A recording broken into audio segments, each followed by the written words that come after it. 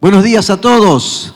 Qué lindo poder verlos a muchos de nuevo y poder estar en este lugar es una bendición. Empezó el frío y es lindo. El frío de Buenos Aires es un poco parecido al de Monte. En Monte hace un poquito más de frío porque el lugar es abierto y siempre, pero aunque nosotros pasamos como alumnos ya nos acostumbramos a un frío en donde a veces a la mañana te cuesta bañarte, ¿no? También a la tarde y a la noche. Bueno, o sea, te cuesta bañarte. Y me venía a la mente uno de mis compañeros que le decíamos barco nuevo le pusimos, porque para que entre al agua había que empujarlo, ¿viste? Porque en realidad en ese tiempo no teníamos calefacción ni tampoco termotanque, ¿te acordás, Pedro? Y teníamos que salir corriendo y de los 400 alumnos, los primeros 50 que llegaban se bañaban con agua caliente y de los demás, que el Señor nos bendijera. Y ahí era el muro de los lamentos, porque para entrar a la ducha empezamos a gritar y a sacarnos todo el estrés y todo lo demás, ¿no, Cata? Pero ahí aprendimos a bañarnos, a lavar la ropa, a comer de todo lo que nos ponían en la mesa, ¿verdad? Así que fue un lindo tiempo, ¿sí? Y nuestras vidas fueron transformadas en ese lugar, Y yo quiero hablar de alguien en esta mañana que realmente es un ejemplo para nuestras vidas. Ustedes saben que en la Biblia las personas que más libros escribieron, ¿sí?, fueron 3 asesinos transformados. Vamos a hacer mención. ¿Se acuerdan? El primero que escribió 5 libros, los primeros 5 y algunos salmos, ¿sí? ¿Quién es? Moisés. Muy bien, Moisés escribió y él era un asesino. ¿Se acuerdan que mató primero a quién? Mató al egipcio y lo quiso esconder en la arena, ¿verdad? El segundo asesino transformado, ¿se acuerdan quién fue? Que escribe un montón de salmos. ¿Quién? David.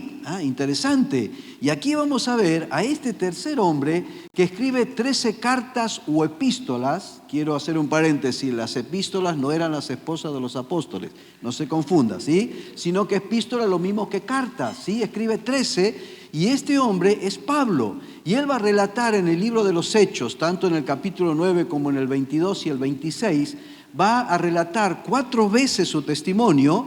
Primero lo que vamos a leer, Hechos capítulo 9, luego en el capítulo 2 al pueblo y luego a 2 reyes como Festo y Agripa, contándole acerca de su pasado y cómo entonces a través de contar su testimonio, estas personas también fueron impactadas por lo que Dios pudo hacer en este hombre.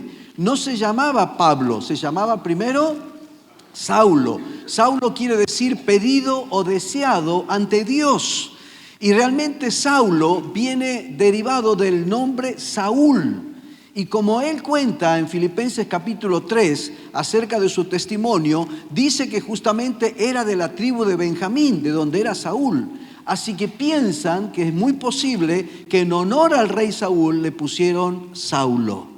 Saulo, que después no le cambia a Dios el nombre, sino que sencillamente Lucas, cuando empieza a escribir, en vez de poner su nombre judío, pasa a escribir de él como su nombre gentil, que es Pablo, que es pequeño, pero no pequeño de estatura, que dicen que también era pequeño de estatura. Y yo no sé por qué se repite el Platón de que todos los petizos fueron tremendos. Hitler, Napoleón Bonaparte y todo lo demás eran chiquitos. Otros eran cómicos como el Chavo. Bueno, pero dejemos la parte de los petizos, ¿sí? Por referencia al que les habla. La verdad que necesitaría un cajoncito, pero me ven todos, ¿verdad? Y la idea es de que Pablo no solamente es pequeño, significa pequeño, pero no de estatura, sino pequeño en humildad, en sencillez.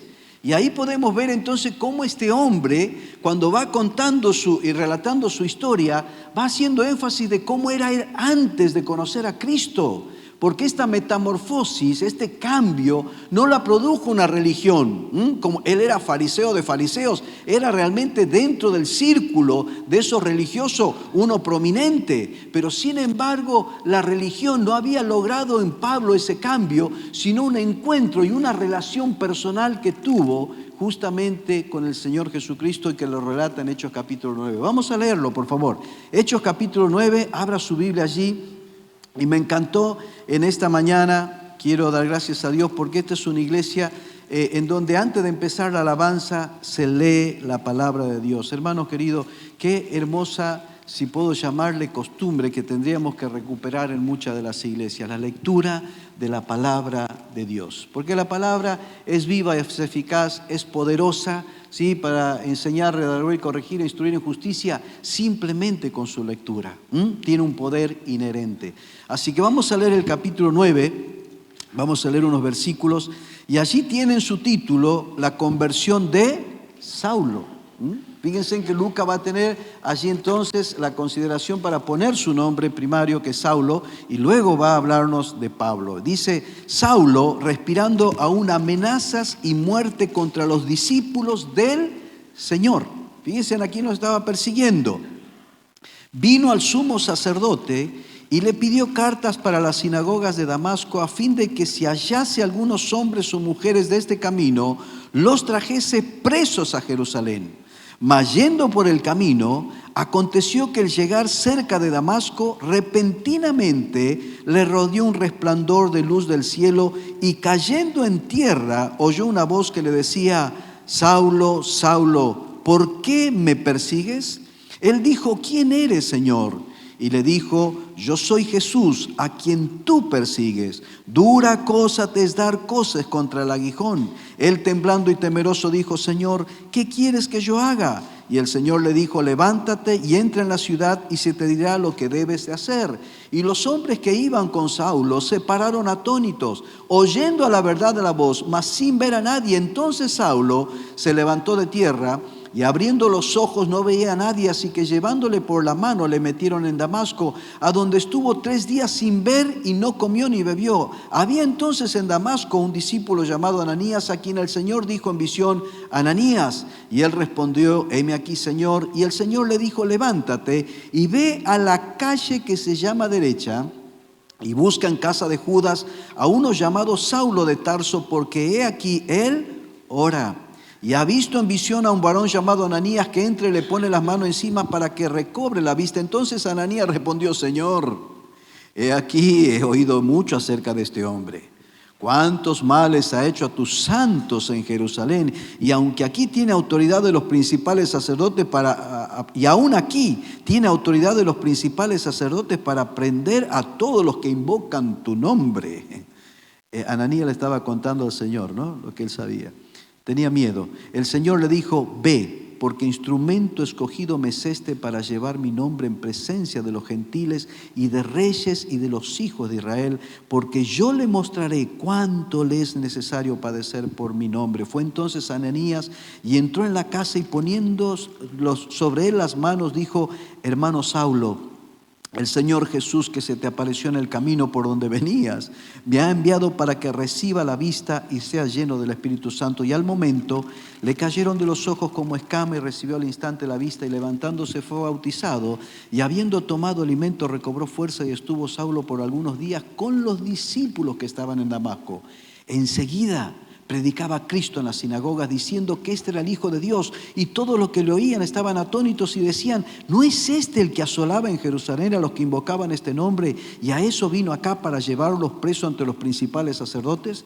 Pero Saulo mucho más se esforzaba y confundía a los judíos que moraban en Damasco, demostrando que Jesús era el Cristo. Verso 26, cuando llegó a Jerusalén trataba de juntarse con los discípulos, pero todos le tenían miedo, no creyendo que fuese discípulo. Entonces Bernabé, tomándolo, lo trajo a los apóstoles y le contó cómo Saulo había visto en el camino al Señor, el cual le había hablado, y cómo en Damasco había hablado valerosamente en el nombre de Jesús, y estaban con ellos en Jerusalén, y entraban y salían, y hablaba denodadamente en el nombre del Señor, y disputaba con los griegos, pero estos procuraban matarle. Cuando supieron esto los hermanos, le llevaron hasta Cesarea y le enviaron a Tarso. Entonces las iglesias tenían paz por toda Jerusalén, Galilea y Samaria, y eran edificadas andando en el temor del Señor, y se acrecentaban fortalecidas por el Espíritu Santo. Miren la vida de este hombre y el impacto que tuvo. Pero en primer lugar quiero que nosotros miremos allí le van a poner el PowerPoint, me voy a acercar, ¿sí? También, el anterior, fíjate, capítulo 9, versículo 1 al 6, ahí tiene un encuentro transformador. Y realmente este encuentro es algo maravilloso, porque quien encuentra al Señor, ¿Quién lo encuentra a quién? ¿Es Pablo al Señor o el Señor a Pablo? ¿Quién va en busca del Señor? ¿Pablo o el mismo Señor? El Señor. Y esto es algo que quiero que entiendas. No hay un encuentro por parte de nosotros en la búsqueda, sino del Señor en nuestra búsqueda. El Señor lo resumió de la siguiente manera: el Hijo del Hombre vino, ¿a qué? ¿Se acuerdan? A buscar y salvar lo que estaba perdido. Quiero decirle una realidad a todos los que estamos sentados, a los que ya somos de Cristo, a los amigos que nos visitan. No viene de nosotros el primer paso para conocer y encontrar a Dios. Porque desde el primer hombre sucedió esto. Cuando Adán y Eva pecaron, fueron a buscar a Dios. ¿Qué hicieron? Buscaron esconderse. Por eso la primera pregunta es, como dice el dominicano, ¿dónde estás tú? ¿Verdad? Es ¿dónde estás tú? ¿Dónde estás tú? ¿Por qué? Porque es el Señor, Dios, que va a buscarle a Adán y a Eva. Es de la misma manera, si usted recuerda el testimonio de su encuentro con el Señor, fue Él que puso el querer como el hacer por su buena voluntad. Porque quiero recordarle que cuando usted conoció al Señor y a usted lo invitaron a ese lugar, si usted hubiera podido, usted no hubiese ido. ¿Sí o no? Y buscamos la manera de evitar ese lugar, poner una excusa, de repente que le apareciera algo, pero el Señor se encargó de cerrarle todas las puertas y quitarle todas las excusas y llevarlo a ese lugar donde usted tuvo un encuentro personal con Cristo. A mí me encanta cuando el apóstol Pedro escribe en el capítulo 1, elegidos según la presencia de Dios en santificación del Espíritu para obedecer y ser rociado con la sangre de Jesucristo. Y es increíble que se acuerda ese día. Mire, yo no sé usted, pero en Dominicana nosotros teníamos un himno que me gustaba y que empezaba diciendo: era un día lunes, alguien me ha tocado, ¿no? Y empezamos a cantar: era un día lunes, alguien me ha tocado. Y dice, era la mano del Señor. Entonces todos los que conocieron al Señor un día lunes se ponían de pie. ¿Puedo preguntar cuántos aquí tuvieron un encuentro con Jesús un día lunes? Día de descanso de los pastores y misioneros. No, sí, ahí, sí, un lunes. Un milagro, hace mucho que no veía. Levanta la mano bien alto, miren, un día lunes, eso es un milagro, ¿eh?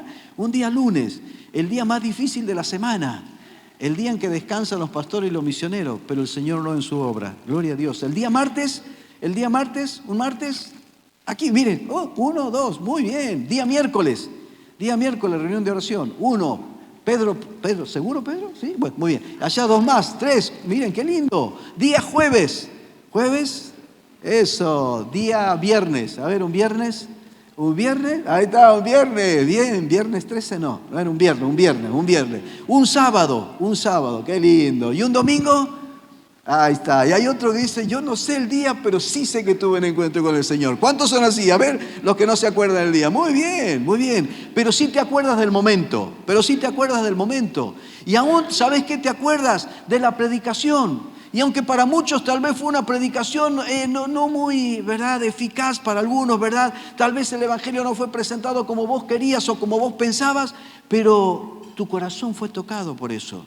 ¿Sabes por qué te cuento esto? Porque los 10 años, allí en Santiago del Estero, con 40 y algo de calor, ¿verdad?, para variar, yo tenía 3 profesoras, 3 maestras que hasta el día de hoy doy gracias a Dios por su vida, que a las 6 de la tarde iban para tener ese encuentro sabatino con nosotros. Y yo no sé cómo hizo mi maestra de escuela dominical, pero hasta el día de hoy me acuerdo que empezó hablando de David y de Goliat. Y de allí, de esa escena, terminamos en el Calvario. Y tremendo, porque yo me acuerdo que ese día, por lo general, tenía unos amigos que con amigos así no necesitaba enemigos. ¿Viste eso que te molestan? Pero yo me acuerdo que en ese momento me atrapó el Señor. Y de repente era como que me estaba hablando directamente a mí. Y allí entonces yo comprendí lo que Pablo comprendió: quién era Cristo. Porque en ese encuentro Jesús se revela a Pablo. Y le dice: Pablo, ¿por qué me persigues? Y allí la pregunta es: ¿quién eres, Señor? ¿Quién eres, Señor? Y eso es justamente lo que hizo el Señor en ese día que tocó tu vida y mi vida.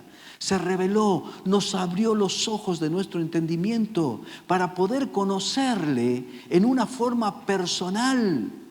Y yo me acuerdo que salí corriendo de ahí, de esa horita feliz, y llegué a mi casa. Yo no hice la oración en ese lugar, yo no levanté mi mano, ni siquiera compartí con mi maestra, sino que tenía el deseo de salir corriendo y me fui a mi casa.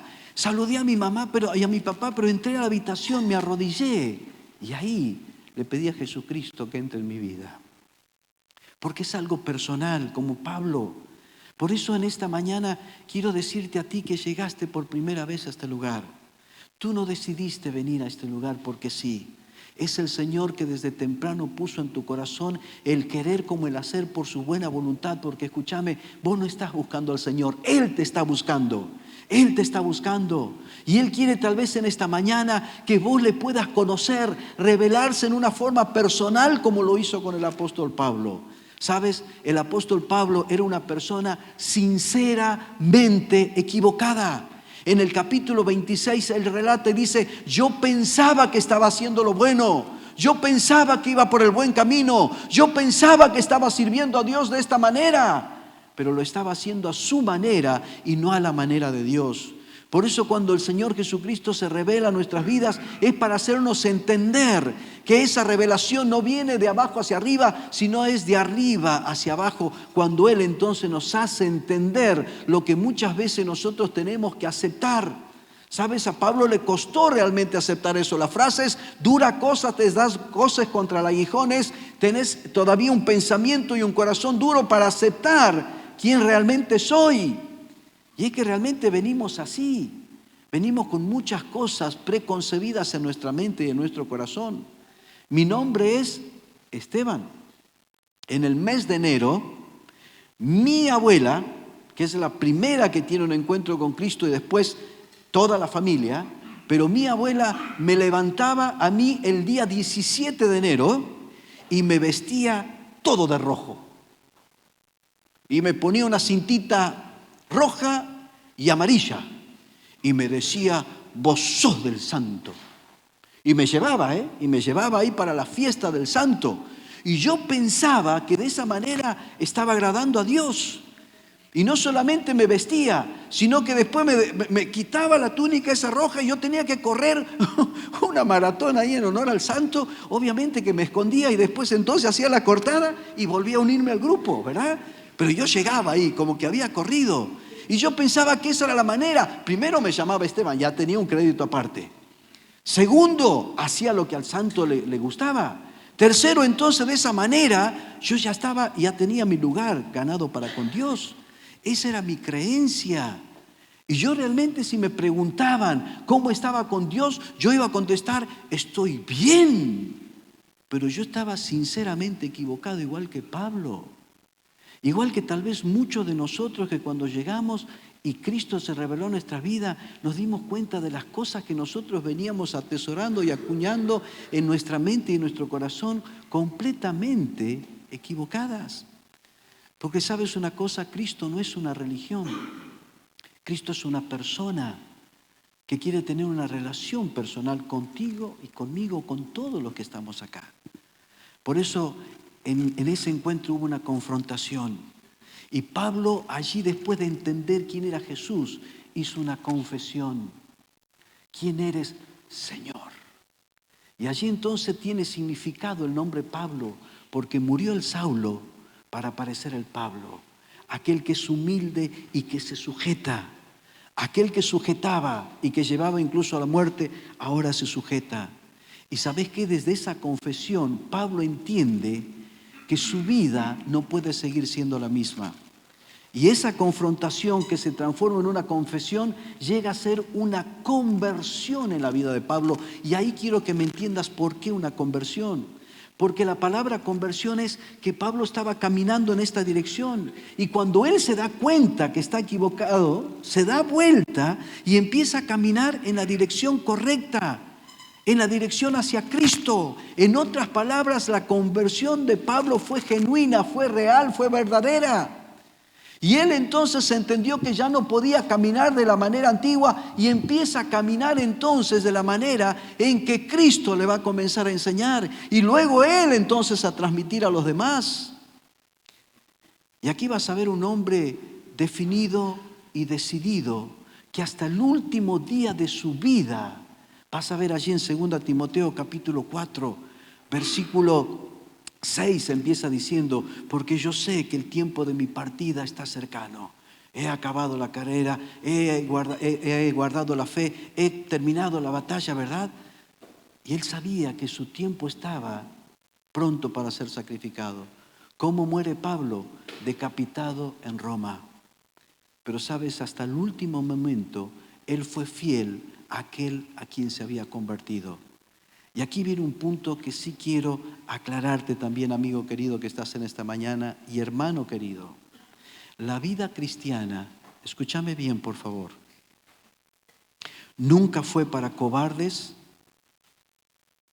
ni para mediocres, ni para pusilánimes. Yo no sé en qué momento de la historia alguien los engañó y nos engañó. Porque alguna gente piensa, pero hacete cristiano, porque ser cristiano es para aquellos que no tienen nada que hacer, para que tienen tiempo libre, para que no tienen dirección en su vida, para los desanimados, desahuciados. No. Quiero aclararte esto. La vida cristiana es para los valientes. Es para aquellos que realmente entienden que lo más difícil no es simplemente morir por Cristo, sino vivir por Cristo y para Cristo, dando testimonio de tu fe. Es realmente aferrarte al Señor de todo corazón. Es entender que hay un antes y un después en ese encuentro con el Señor. Por eso Pablo dice que de modo que si alguno está en nueva criatura, las cosas, y aquí todas son hechas, tenés que empezar a vivir en esa vida y decidirte a vivir en esa vida. Y te quiero decir algo, no hay vida más miserable que una vida que no se define, y sobre todo en Cristo. La vida de un mediocre es la peor vida para ser vivida. Aquel que está con un pie en la vieja vida y con el otro pie en la nueva vida. Jamás vas a disfrutar de la vida cristiana así. Por eso Pablo desde ese momento dice, voy a empezar lo que él escribe después en Filipenses capítulo 1, versículo 21. Porque para mí el vivir es y el morir es. La única manera de que nuestra muerte sea ganancia es haber vivido por Cristo y para Cristo. Y él empieza a vivir lo que es una vida cristocéntrica. Lo que cada uno de nosotros que decimos que hemos tenido un encuentro con el Señor tiene que empezar a escribir. ¿Y qué es la vida cristocéntrica? Muy simple, es mirar hacia atrás y ver que Cristo murió por mí. Es mirar hacia adentro y ver que Cristo vive en mí. Es mirar hacia afuera y ver que Cristo obra alrededor de mí. Es mirar hacia arriba y ver que Cristo intercede por mí. Es mirar hacia adelante y ver que Cristo viene por mí. Es que es Cristo la razón de mi vida. Y Pablo en este encuentro no solamente es confrontado, no solamente hay una confrontación, no solamente hay una confesión, sino también hay una conversión de cuerpo, alma y vida para con el Señor. Hermanos queridos, ¿por qué digo esto? Porque Pablo en su vida transformada es un desafío para nuestra vida. Es un desafío en este tiempo en donde nos están persiguiendo, nos están presionando con todas estas ideologías, con todos estos pensamientos ajenos a la palabra de Dios. Y muchos de aquellos que se dicen cristianos están bajando los brazos, están sucumbiendo, se están alejando, se están enfriando, se están apartando. Y es porque nunca decidieron realmente vivir para Cristo. Por eso te digo, Pablo es un ejemplo de lo que es una confrontación, en donde la confesión lo llevó realmente a una vida de conversión. ¿Y cómo se hizo visible? Desde el primer momento, fíjate por favor lo que dice. Vamos a analizar rápido, ya nos queda poco tiempo, el otro PowerPoint. Fíjate inmediatamente, allí están las evidencias. Alguien ha dicho, no, pero nadie puede juzgar la salvación de una persona. Sí, hay evidencias, por sus frutos los conoceréis. Hay realmente un cambio que se demuestra, porque esa decisión interna la hizo externa. Fíjense lo primero, dice en el versículo 11, vemos a un hombre que estaba orando. ¿Con quién estaba hablando? ¿Qué es orar? ¿Se acuerdan la definición más simple? Orar es hablar ¿con quién? En este caso, ¿con quién estaba hablando? Con Cristo, con aquel que le había aparecido en el camino. Él empieza una relación y él empieza un diálogo. Realmente no puede haber una vida convertida a Cristo sin pasar tiempo con Cristo. Y muchas veces he escuchado esta frase, tal vez vos la habrás escuchado o la habrás experimentado. Es que me cuesta orar. ¿Ah? ¿Sabes que cuando hay una conversión genuina en un encuentro personal con Cristo, vos deseas pasar tiempo con Cristo? Eso es una evidencia de que tuviste un encuentro realmente transformador con Cristo y que esa metamorfosis sucedió en tu mente y en tu corazón.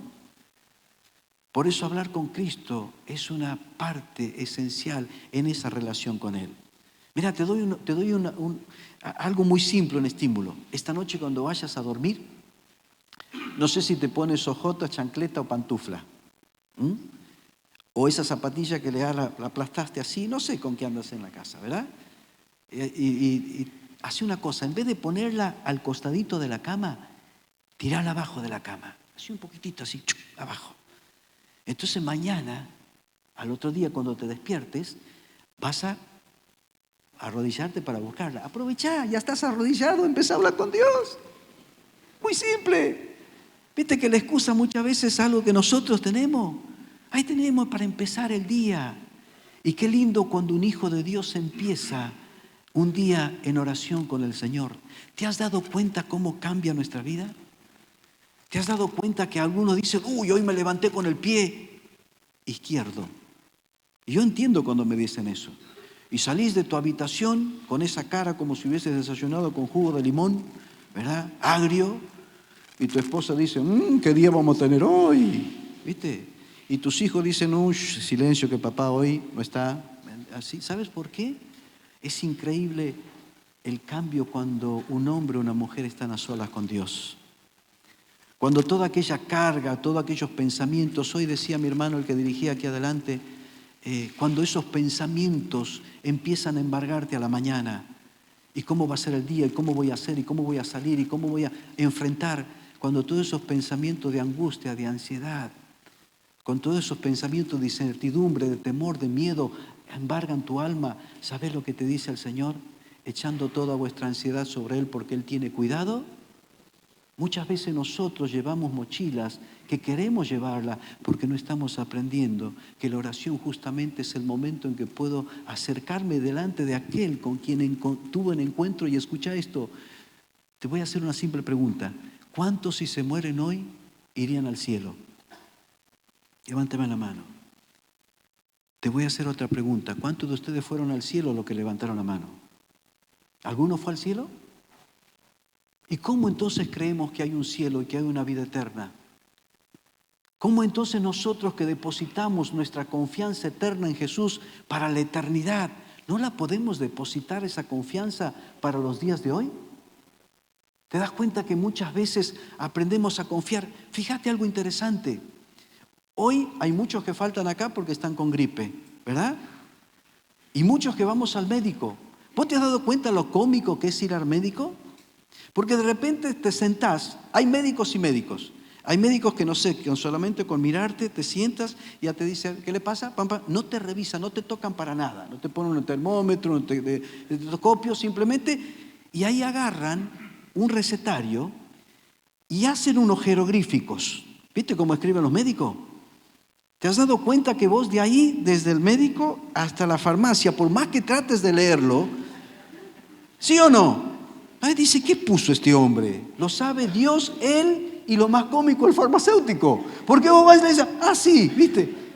Y va hacia el fondo y te trae y te pone los 2 potecitos. ¿Y qué haces vos?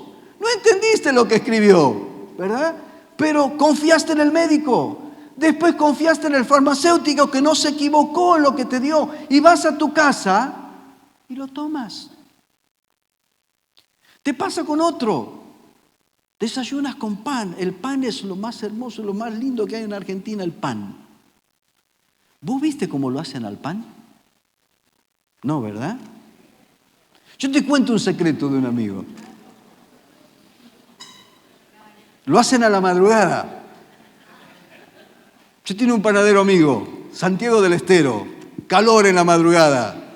Se hace un calor negro, agarramos una masa y nos poníamos en la espalda. ¡Ah! Y nos refrescábamos la espalda con la masa. Por eso sale saladito. Ahora vos no lo viste hacer al pan, pero sin embargo, ¡uy, qué rico! ¿Te diste cuenta que tenemos más fe y confianza en el médico, en el farmacéutico, en el panadero que en el Señor? No vemos a los productos como lo hacen, no vemos cómo lo fabrican, sin embargo lo consumimos porque tenemos confianza en que buscan lo mejor para nuestra vida. El Señor es el que quiere lo mejor para nuestra vida.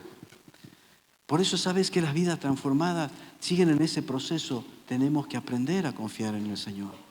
Tenemos que aprender a poner nuestras cargas. Salmo 55, 22 dice, echa sobre Jehová tu carga y Él te sostendrá. No dejará para siempre caído al justo. Estamos como estamos porque queremos estar así. Una vida transformada aprende a orar. Una vida transformada dice que inmediatamente fue bautizado. ¿Sabés lo que significa ser bautizado? En ese tiempo no era como hoy. Automáticamente cuando un judío se bautizaba, confesando a Jesucristo como el Mesías, como el Salvador y el Señor de su vida, para su familia automáticamente ya no existía. Era como si hubiese muerto, porque se estaba identificando no solamente de una forma interna, sino externa y pública, de que su fe, de que su vida estaba centrada en Cristo. Y en ese tiempo, en el libro de los Hechos, ¿sí? No había que pasar por una clase prebautismal. Era palo y a la bolsa, friendo y comiendo. Confesaban a Cristo, listo, pasaban por las aguas del bautismo. Porque estaban conscientes de que en ese momento ya no querían vivir como antes, sino que ahora empezaban a caminar en su nueva vida en Cristo. Y esto es algo maravilloso. Por eso te decía que el cristianismo no es para cobardes, pusilánimes ni mediocres, sino para valientes, porque había que ser valientes. Por eso si lees en el capítulo 2 y capítulo 4 de Hechos, vendían las propiedades, juntaban todo lo que tenían, ¿verdad? ¿Por qué? Porque había que alimentar a todas aquellas personas que ya no podían volver a su casa, porque habían sido entonces desalojadas, desheredadas y despreciadas. ¿Sabes por qué? Porque ellos entendían, yo quiero vivir para Cristo. Yo quiero vivir para Cristo. Pero no solamente oraba, se bautizó, dice que enseguida predicaba ¿a quién? Predicaba a Cristo. Me encanta. Porque no solamente era de los labios para afuera en la congregación, sino que en todo lugar. Y vas a ver que Pablo no pasaba ningún día sin hablar acerca de Cristo. Predicaba a Cristo. No predicaba a la religión evangélica, no predicaba a la religión del camino como se le conocía en ese momento, ni de los discípulos, sino predicaba a Cristo. Hermanos queridos, si hay algo que tenemos que entender, que en ese encuentro transformador es justamente con el propósito de que Cristo sea conocido en nuestras vidas y a través de nuestras vidas. Cuando un cristiano se convierte en China, lo presentan delante de los hermanos y dicen entonces, hermanos, no sé cómo hablan en chino, ¿verdad? Pero dice, hermanos, ahora tenemos un nuevo cristiano y todos lo aplauden. Y dicen, ahora Cristo tiene 2 ojos más para ver, un par de labios para hablar, manos para hacer y pies para ir.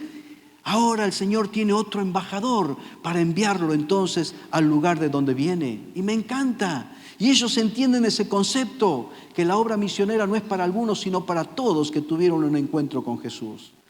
Saliendo de este lugar, te vas a volver a encontrar con gente, con personas, familiares, amigos, vecinos, mañana compañeros de trabajo, luego con distintas personas. Con cada persona que te encuentres, el propósito de un cristiano transformado en ese encuentro con Jesús es que hablemos de Jesús. Es que hablemos de Jesús.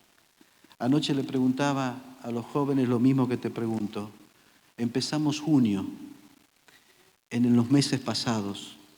¿Cuántos vamos? Enero, febrero, marzo, abril, mayo, junio. Mitad de año casi. Te hago una pregunta en estos meses. ¿A cuántas personas le hablaste de Cristo? ¿A cuántas personas le hablaste de Cristo? Cuando yo me enamoré de mi esposa, sigo enamorado de mi esposa. 27 años de casado. ¿Pero te acordás cómo hablabas de tu esposa, de tu esposo? Porque estabas enamorado. ¿Sigues enamorado de Jesús? ¿Sigues enamorado de Jesús? ¿Sabes? La mejor manera de contestarme es preguntarte si estás enamorado de Jesús, ¿a cuánto le contaste acerca de Jesús? Si realmente Cristo cambió tu vida, tú vas a desear entonces que sean cambiadas otras vidas, comenzando desde tu casa y luego con tu comunidad. ¿Sabes? El más interesado que tus amigos, que tus vecinos, tus familiares escuchen acerca de Cristo es Cristo. Por eso quiere que entiendas que cuando Pablo, una vida transformada, realmente tuvo ese encuentro, no hubo un solo día, 3 viajes misioneros, 50 ciudades que visitó, y en cada uno de sus lugares fue llevando el Evangelio de Jesucristo. ¿Viste cómo terminan las iglesias? Tenían paz, eran edificadas y progresaban. ¿Por qué? Porque el mensaje del Evangelio, a partir de este hombre, fue diseminado por todo lugar. Hablaba de Cristo. Miren, buscaba congregarse con los discípulos. Me encanta esta vida transformada. Buscaba estar con los discípulos del Señor. Otra evidencia de una vida transformada. Él quería estar congregándose. ¿Cuál es el mandamiento que tenemos en Hebreos 10:25? No dejando, como algunos tienen, cuidado con eso. Una evidencia realmente de una vida transformada es que busca estar con los hermanos porque entiende que es como una brasita, que mientras está ahí en el fuego va a arder, pero cuando se separa y se separa por mucho tiempo corre el riesgo de enfriarse. Y hoy nosotros sabemos, hay lugares vacíos en las iglesias porque justamente los lugares vacíos hablan de alguien que estuvo y que ya no está por distinta razón, por distinto motivo. Y es un hermano que está no solamente alejado, sino que se ha enfriado y que nosotros tenemos que ir a buscarle. El otro día, hablando de esto, me encantó una iglesia que está haciendo un culto una vez cada 2 meses que se llama el culto de la oveja 100. Me gusta, el culto de la oveja 100. ¿Saben cuál es la idea, verdad? Ellos van en busca de todos aquellos hermanos y hermanas que un día estuvieron en ese redil y que ahora no están. Y van en busca y van descubriendo que muchos de ellos se alejaron y se apartaron porque justamente dejaron de congregarse. Dejaron de estar entre los hermanos. Mi hermano leyó Lucas capítulo 24. Los discípulos camino a Maús. ¿Se acuerdan qué hicieron cuando se dieron cuenta que era el Señor que estaba con ellos? ¿Qué hicieron? Inmediatamente, ¿a dónde volvieron? A los suyos. Mientras iban por el camino, iban desanimados, iban desalentados, iban decepcionados, pero cuando tienen ese encuentro con Jesús de nuevo, optan entonces por hacer lo que tenían que hacer, volver con los discípulos. Hermano querido, nunca dejes de congregarte, nunca cambies la congregación por tus pensamientos. Hoy hay muchos cristianos, ¿sí? Por no decir que son cristinos, algo parecido, similar, ¿sí? Que optan por los cultos por internet. Yo no me congrego, pero veo mi culto por internet. ¿Has escuchado eso? Eso es una moda que no es bíblica. Eso no viene del cielo, eso viene del mismo infierno. Porque si hay algo que tienes que entender, que nos congregamos todos para tener comunión con Cristo, pero también comunión unos con los otros. Nos necesitamos el uno con el otro, porque ya no somos papas, sino un puré de papa maravilloso que Dios ha hecho con nuestra vida. Ya no hablamos de tú y yo, sino de nosotros. Y es hermoso cuando estamos en la casa de Dios. Pero por último, mira qué interesante, Pablo en una vida transformada incomodaba al sistema de este mundo. No solamente a los religiosos de ese tiempo, ¿sí? Pablo era una amenaza para los líderes religiosos porque estaba promoviendo a Cristo, estaba predicando a Cristo. Él no estaba enfocado ya en discusiones como antes. Ya no perdía el tiempo en esas discusiones, ya no perdía el tiempo tratando de hacer lo que estaba equivocado, sino que ahora tenía una nueva misión. ¿Y cuál era esa misión? De realmente proclamar a Cristo, proclamar a Cristo. Y ahí quiero terminar diciéndote así: Dios tomó a un hombre común y corriente y lo transformó a ese pequeño hombre en un gran hombre. En realidad decir, en un hombre con un Dios grande, porque era chiquito. Pero sabes, quiero decirte con eso y terminar diciéndote, ¿cómo ignoramos lo que Dios puede hacer en nuestras vidas y con nuestras vidas si tan solamente nos ponemos en sus manos? Ignoramos quiénes pueden ser los niños. Mirá, te termino contando Hace unos años atrás estaba en un viaje por tomar un colectivo y miro así entre la multitud y alcanzo a divisar a mi maestra de escuela dominical. Y yo me acerqué. Ella me vio y nos abrazamos. Yo, lágrimas en los ojos. Y le dije lo que varias veces le dije cuando la encontré. Gracias. Gracias por llevarme a Cristo. Y ella me dijo ese día lo siguiente. Me casé, Dios no quiso darme hijos biológicos, pero Dios me dio tantos hijos espirituales. Y yo doy gracias a Dios porque vos sos uno de ellos. Y yo nunca imaginé, a veces me vestía de angelito, a veces de diablito. En esa edad yo no imaginé lo que Dios podía hacer en tu vida y con tu vida. Muchas veces, maestros de escuela dominical, no lo hagas por obligación. No lo hagas porque, te pusieron ahí, lo tenés que hacer y porque tomaste esa responsabilidad y tenés que hacerla para que no te diga nada a nadie. Porque muchas veces estamos ignorando quiénes son esos niños que vienen a tu horita feliz. Y otra sorpresa, tal vez amás a aquellos que se portan bien, que no molestan, que escuchan siempre, y tenés un problemita con aquel que es inquieto, con aquel que hasta le pusiste distintos calificativos. Uno de ellos es un piel de Judas. No sé cómo es eso, ¿verdad? Pero ojo que te puede sorprender el Señor. Y que a ese que de repente vos no sabés si a veces orás y decís, Señor, ilumínalo o elimínalo, pero ese capaz que es el futuro Pablo, que va a ser algo maravilloso para el reino de Dios. A veces ignoramos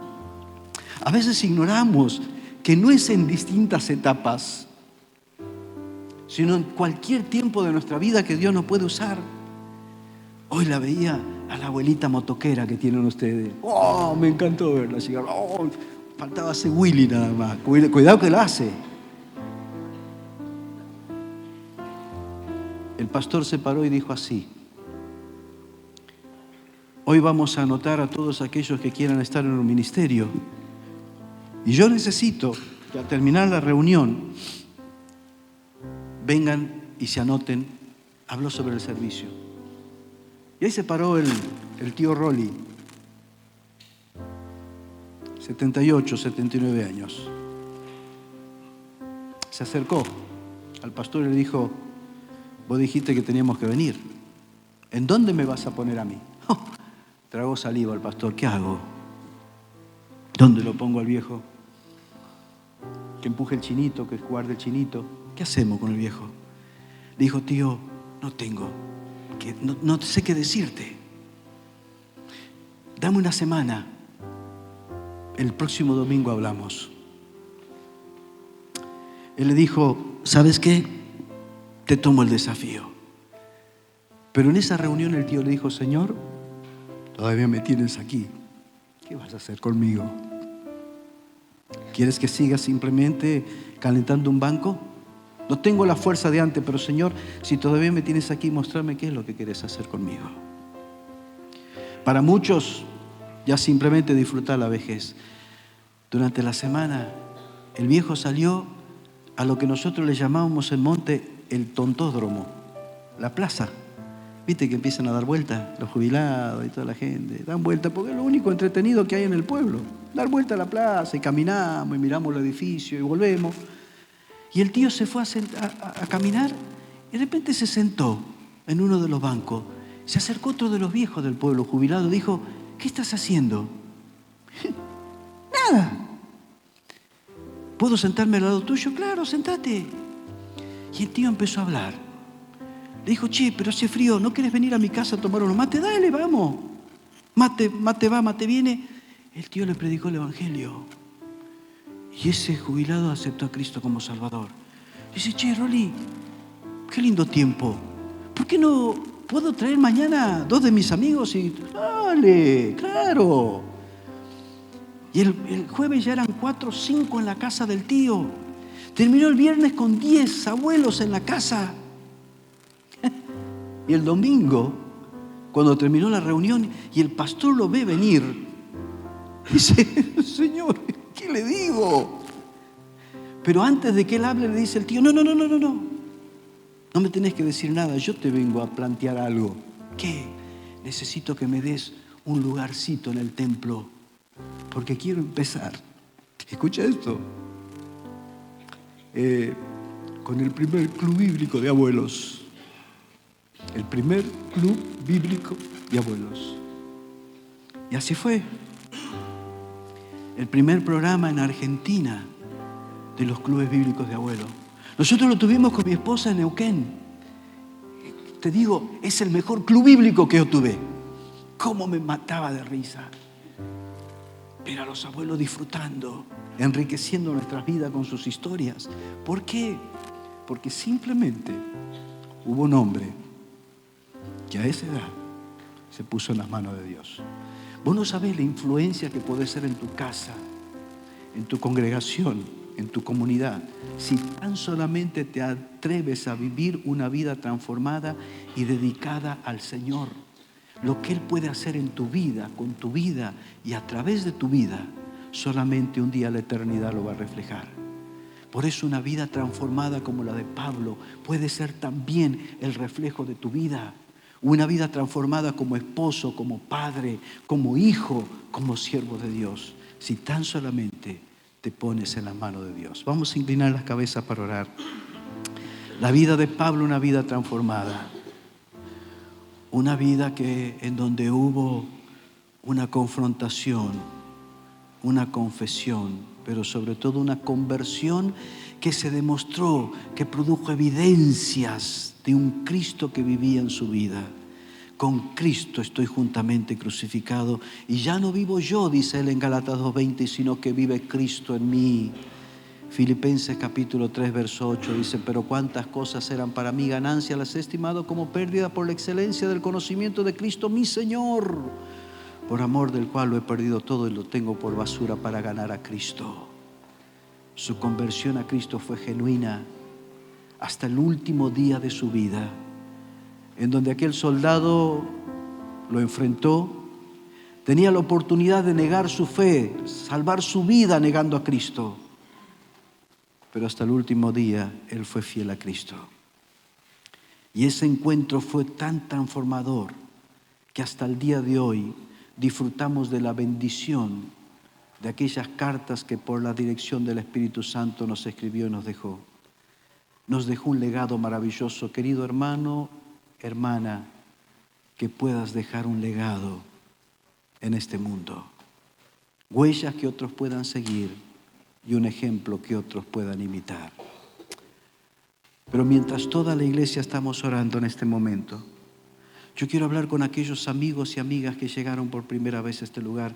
Querido, escúchame esto. Cristo te está buscando. Cristo te está buscando. Yo sé que llegaste aquí a este lugar tal vez con tus pensamientos, con tu forma de pensar, con tu forma de creer. Pero no es lo que tú y yo pensamos, sino lo que Dios dice. Y Dios quiere demostrarte que así como cambió a Pablo y como cambió la vida, nuestras vidas, también puede hacerlo contigo.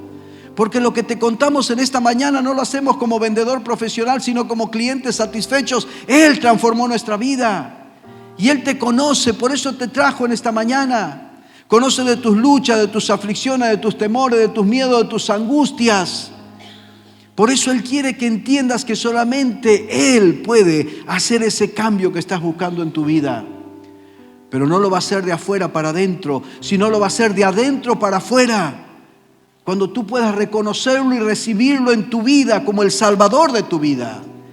Es el mismo Jesús que murió en la cruz, el que resucitó y el que está en este lugar golpeando a la puerta de tu corazón. Él quiere entrar en tu vida, perdonar tus pecados, salvar tu alma, darte una nueva vida.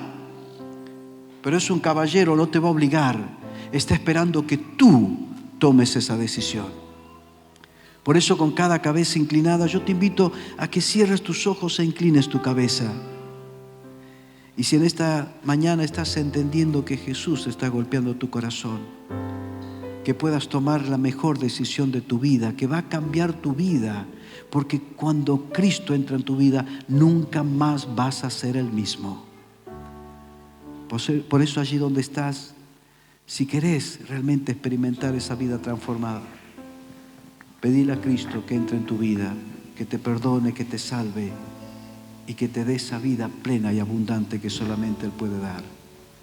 Si lo quieres hacer con una oración sencilla y simple, pero sincera, de todo corazón, decirle así: Señor Jesús. Decirle así, Él te está escuchando: Señor Jesús, en este momento yo reconozco que te necesito. Jesús, tú me conoces, por eso estoy aquí. Jesús, yo creo que tú moriste por mí y que derramaste tu sangre para perdonar mis pecados. Jesús, yo creo que tú resucitaste y que vives. Jesús, yo quiero en esta mañana decirle de todo corazón: Jesús, yo quiero en esta mañana abrirte las puertas de mi corazón. Te pido que entres a mi vida, Jesús, que me perdones, que me salves y que me transformes. Jesús, yo quiero tener una vida transformada por ti. No quiero salir de este lugar siendo el mismo. Quiero salir contigo en mi corazón, Jesús. Jesús, hoy te reconozco y te recibo como mi Salvador personal. Decile de todo corazón, amigo, amiga: Jesús, te reconozco y te recibo como mi Salvador personal.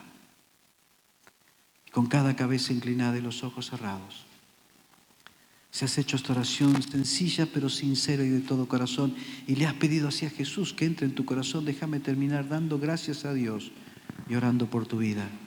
Si hay alguien que ha hecho esta oración allí donde estás sentado, simplemente indícamelo, levantando y bajando tu mano ahora. ¿Hay alguien así? Indícamelo con tu mano en alto. ¿Hay alguien así en esta mañana? Jesús, ven a mi corazón. ¿Has hecho esta oración? Que Dios te bendiga. Gracias a Dios. Puedo ver tu mano hacia el fondo. ¿Hay alguien más en esta mañana? Jesús, ven a mi corazón. Te recibo, te reconozco como mi Salvador personal.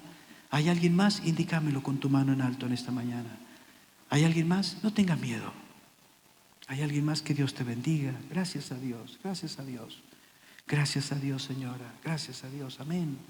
¿Hay alguien más en esta mañana? No luches más. Que Dios te bendiga. Gracias a Dios. Gracias a Dios. Gracias a Dios, señora. Amén. Amén. Amén. Amén. Gracias a Dios. Hemos visto tu mano levantada al cielo. Y te puedo asegurar que si esa oración ha sido al Señor, Él que está en tu corazón, va a hacer también una transformación en tu vida, tu matrimonio y tu familia. Gracias, Señor, por tu fidelidad. Gracias, gracias de todo corazón, porque vidas transformadas en el pasado y en el presente son el fiel reflejo de que tú sigues todavía transformando vidas. Lo hiciste con Pablo, lo has hecho con nosotros y lo sigues haciendo. Y gracias por cada mano levantada en esta mañana al cielo, en donde no dudamos que en la sinceridad de sus palabras, al reconocerte y al recibirte como su Salvador, no los vas a dejar como están, porque vas a empezar a transformar sus vidas. Señor, que no solamente haya en nuestra vida una confesión, sino una conversión genuina y sincera que nos ayude a dar la evidencia de esa conversión, no solamente aquí adentro, sino también afuera. Que durante esta semana las personas puedan ver a ese Cristo que cambia y transforma vida en nuestras propias vidas. Permítenos en esta semana a no ser agentes secretos, sino embajadores tuyos. Que a través de estas vidas cambiadas y de nuestras voces podamos dar testimonio de nuestra fe. Y en esta mañana, Señor, te decimos que mientras te esperamos, nos ponemos en tus manos, porque queremos aprovechar y vivir el resto de los días de nuestra vida, vivirlo, Señor, para la gloria de tu nombre. Señor, no queremos vivirlo a medias, ni conformarnos a dónde estamos y a dónde hemos llegado, porque queremos, Señor, que nuestra vida realmente deje un legado, y que ese legado sea a través de huellas que otros puedan seguir y de un ejemplo que otros puedan imitar. que así como fue en la vida de Pablo, también lo hagas con nosotros. Te alabamos y a nuestro Señor, a quien esperamos. A Él sea la gloria por los siglos de los siglos. Amén. Que Dios le bendiga, hermanos.